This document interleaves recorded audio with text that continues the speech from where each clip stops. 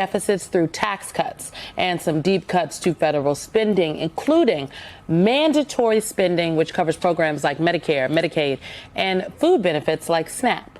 The Senate Budget Committee approved a conflicting resolution this week that doesn't address the issue of taxes. Democrats blasted the House proposal, saying it would harm the middle class.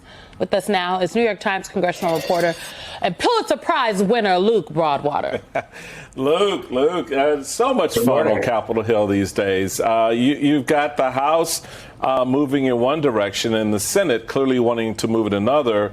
As NPR reports, Senate Republicans want to proceed with a two-bill approach in order to act more expeditiously on the president's priorities at the border and then return later this year to address extending tax cuts. The House has different considerations than the Senate. And it goes on to talk about how these separate bills could jeopardize its altogether, ness in the House and the Senate. What's your take on how this plays out given the realities of Capitol Hill? The Republicans don't have the majorities significant enough in the House to really bank on what they want passing. And then, of course, in the Senate, they're like, no, we're not doing that.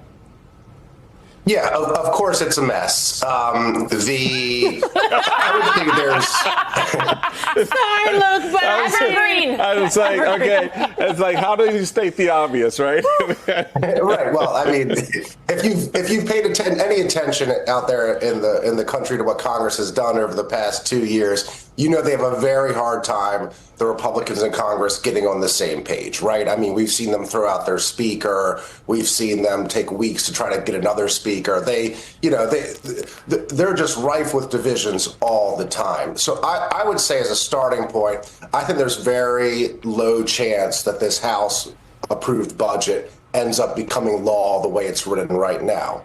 That said, Republicans have a sort of conflicting priorities here. There's a lot of talk on Capitol Hill and at the White House about shrinking the debt, right? $36 trillion in debt. At the same time, they want to pass these sweeping tax cuts, right? $4.5 trillion in tax cuts, which adds to the debt, right? So you have these two things that sort of can't both be happening at the same time unless you make deep cuts elsewhere in the government. And that's what the House budget calls for.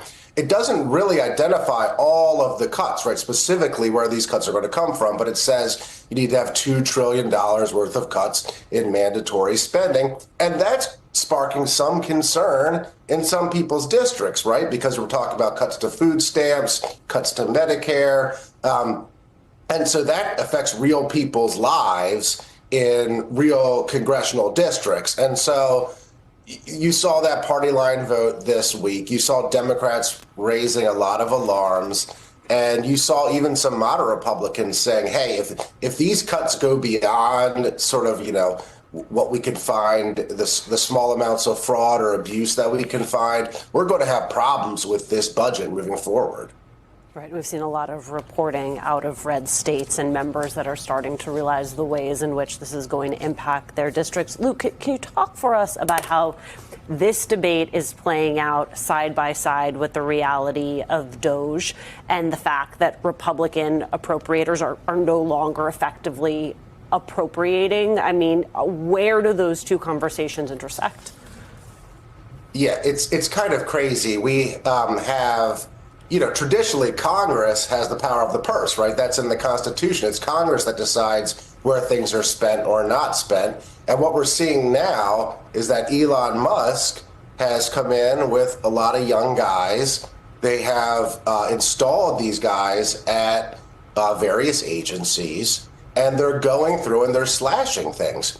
And sometimes their cuts are not what they say they are, right? They are doing sort of keyword searches for certain terms in usaspending.gov, and they're hitting on things and they're misinterpreting what some of them are. And a lot of federal workers are scared right now because of how deep and sweeping some of these cuts are. I mean, trying to eliminate entire agencies, right? And these are agencies that were approved by Congress. But we're not seeing the pushback from Congress that one would expect, right? You would think in a country that has a long tradition of balance of powers, that the legislative branch would stand up for itself and say, hey, Mr. President, Mr. Musk, you can't cut that. We authorize those funds. Those funds are supposed to go for that purpose. That's what Congress passed. Instead, what we're seeing is actually cheering on Capitol Hill as Elon Musk and President Trump cut certain things that have been approved by Congress. So we're, it's kind of we always say things are unprecedented during the Trump's term, but it really is in this case where the legislative branch has sort of outsourced in some cases the power of the purse to the president. Literally just gave it up, rolled over without even a little lick bit of a fight. It's insane. But then you got, and Michael noted this Politico piece for us, that Republican members in high tax blue states are concerned that the plan doesn't leave enough room to expand the state and local tax deduction. Senate Republicans and some House hardliners aren't ready to give up on a competing two-bill plan. You've got Republican Representative who is a centrist out of California, David Valadao. His district is one of the 6 Hispanic majority Republican seats where more than 20% of households receive food aid benefits from the SNAP program, and it's being targeted under the Republican budget. None of this just makes any sense to me.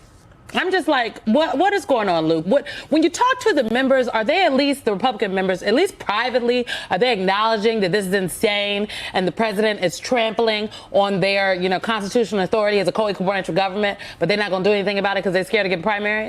Are they at least aware of the hypocrisy here and the craziness? Want to see your pet talk or make a character dance? Talking photos. AI brings creativity to Yeah, well, you have a lot of competing priorities in Congress, right? You have those blue state Democrats that you just mentioned and blue state Republicans that you just mentioned who want to see the state and local tax deduction be greater. So there's less of a tax burden on their citizens. And a lot of them are going to push for that to be added to these budget plans as this goes forward. At the same time, look, food stamps have been a long target of the right. They don't like them. They want to cut them, which is interesting because that used to be the one program that Republicans really supported in terms of helping the poor because it actually went to food, right? You couldn't say, oh, they're wasting it on something else. It's actually, it's supposed to be sort of a smart poverty prevention program. But again, that's on the chopping block right now with this budget. And so you saw David Valadao speaking out about that. That's a moderate Republican. That's a seat that Republicans really need to hold if they want to keep their majority. So he has some sway in Congress because he's able to win in that district and he's able to speak up for more moderate values. So look, all these people are going to be weighing in. They're going to be fighting over this. You have the Freedom Caucus at the same time insisting on these $2 trillion in cuts. And the president wants his big tax cuts, $4.5 trillion. So, and it's like a 1 or 2 seat majority at any moment, depending on who's there and who's sick and who's out of town. So you lose 1 or 2 Republicans and you can't get the bill passed. So, yeah, look, I expect this to be a long, protracted fight. I expect it to get ugly. And, we're going to see some Republican on Republican violence. Well, we're going to leave it right there. Luke Broadwater, thank you very much for joining us this morning.